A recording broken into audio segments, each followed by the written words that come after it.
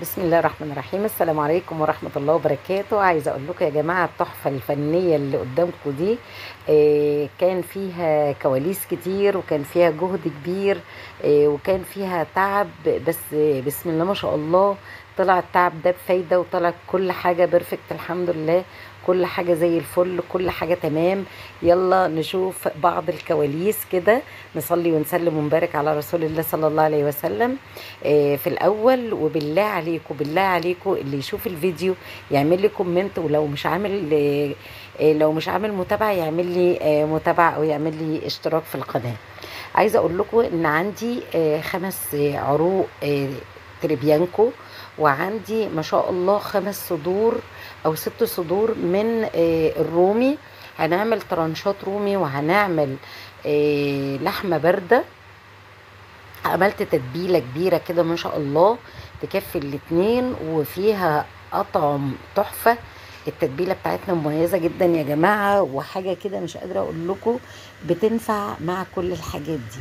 تبلت الحاجات دي بقى واتجهنا بقى للمحاشي. عملنا المحاشي بالكميات اللي انتوا شايفينها دي ما شاء الله، بتنجان وفلفل وكوسة وورق عنب. ما عملناش كرنب، كان هو ده المطلوب بس.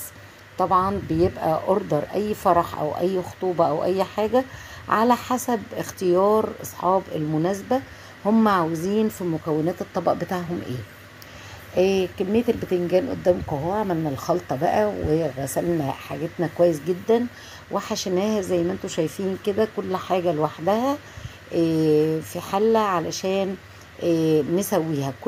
كل الاستعدادات دي في نفس اليوم بتاع الخطوبة، علشان ما يبقاش في حاجة بايتة، عشان ما يبقاش في حاجة مثلا ممكن تحمض او يجرى لها حاجة.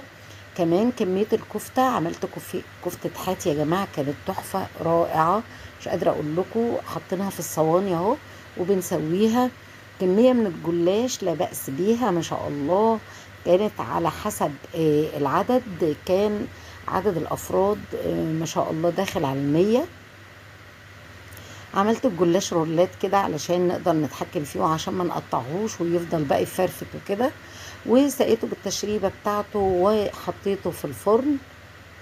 بدأنا بقى بنسوي في المحاشي، كل حاجة شغالة مع بعضها. السلطة بتتعمل زي ما انتوا شايفين، المحاشي بتستوي، بقطع الترانشات بقى. عملت طبعا اللحمة الباردة من قبلها بيوم، علشان واحنا بنقطعها تطلع قدامنا زي ما انتوا شايفينها كده، قطع سليمة ومتماسكة وزي الفل. على فكرة يا جماعة، انا مش بربط ابدا